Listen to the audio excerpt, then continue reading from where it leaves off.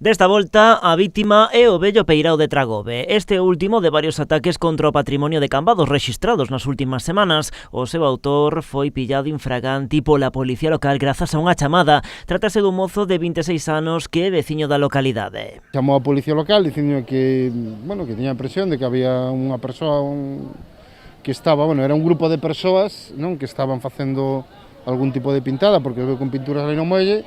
Acudiu inmediatamente a policía local e había un grupo de personas, pero solamente un rapaz de 26 anos se identificou como o autor das pintadas. Dende o Concello fan un chamamento a respectar o que de todos se ofrecen alternativas a aqueles que teñan inquedanzas artísticas. Que se acheguen a noso Concello que piden permiso, porque sí que pode haber espazos públicos nos cales se lle permitan facer pintadas.